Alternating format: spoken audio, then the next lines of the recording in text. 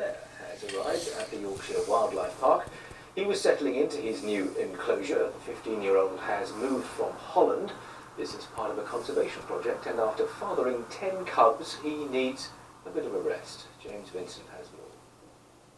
He's a big lad, Victor, and up close he's even bigger. Today he was getting used to his new home. Sunny Donny isn't the Arctic, so the water's a little easier to bear. It's a massive deal for us, and it's a massive deal for polar bears as well. I mean, Project Polar, which is what we've called these reserves, this is just the first one. It's a very dynamic project. It's something that's going to combine conservation and also welfare for the bears in captivity and in the wild. Well, he's been exploring all morning. He's having a bit of fun in the water at the moment. He's been eating some fish, eating some meat as well. He's the first polar bear in England for 15 years. And the Yorkshire Wildlife Park here hope they'll have 10 in the end. Victor's the first, though. Victor is the biggest animal the Yorkshire Wildlife Park has got, certainly in terms of drawing an audience. In 5 years, the attraction's gone from a small riding centre to having the only polar bear in England. He'll have 10 acres to roam in and a lake that's 8 metres deep.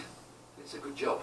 You really do appreciate the size and scale he is. I mean, he's nearly 500 kilos, and this is summer as well. In the winter, when he's putting on the weight to keep him going through the summer months next year, he'll be, well over 500 kilos. He's a big boy. But in the winter, when he's gorging on fat, lots of fish, lots of cod liver oil, talking sort of 40, 50 kilos of meat or food a day. So he's quite expensive to keep. And this is how he's paying his way. It was the first time Victor got to meet the public today, and you got the impression he was showing off a bit. I like them because how they like the north so much and how they like the snow and cuddle up in it. Because he's so big and fluffy, and he just looks like a massive teddy bear that you could just cuddle. I don't recommend that, though. No. They can go hunting very, very quietly. I don't understand why there's no ice, sir. Oh yeah, good point. His enclosure is actually based on the summer months in the Arctic. Give him a few weeks and he'll be right at home. Look, at least someone's enjoying their tea. James Vincent, BBC Look North, Doncaster.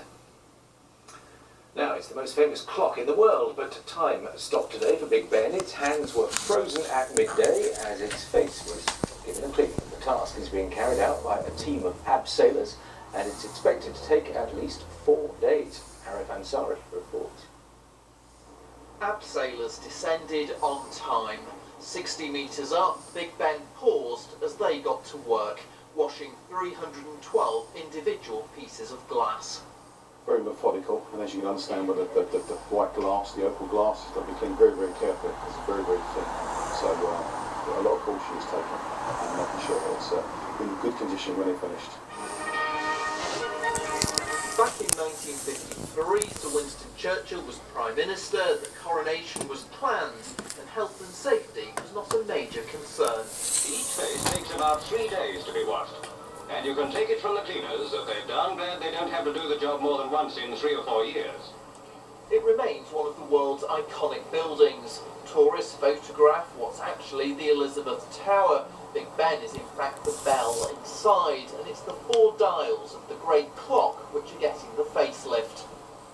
As you can see, the hands have been closed to 12 o'clock to keep them out of the way of the abseilers, and this allows our internal clocksmiths to actually work on the inside of the clock as well.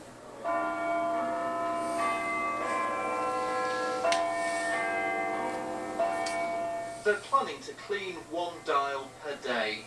Big Ben's been keeping the nation's time since 1859. This week's high wire clean will ensure it ticks on for some years yet. Arif Ansari, BBC News, Westminster. Now, Clive Murray will be here with the BBC News at 9 in a moment. First time for a look at the weather, which means crossing the newsroom and hearing from Alex Teagan. Hi, Alex. Hello there, Julian. Showers affecting the tower there.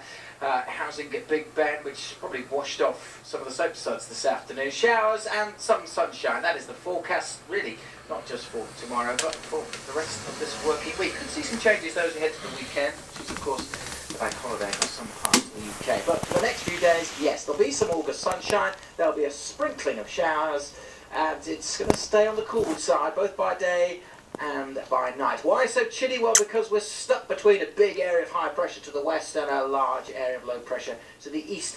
Follow those isobars, they head up to the Arctic, and that is really where our air is coming from. Cold air pushing its way south across the UK, and it's going to stay with us, as I say, certainly for much of the rest of this working week.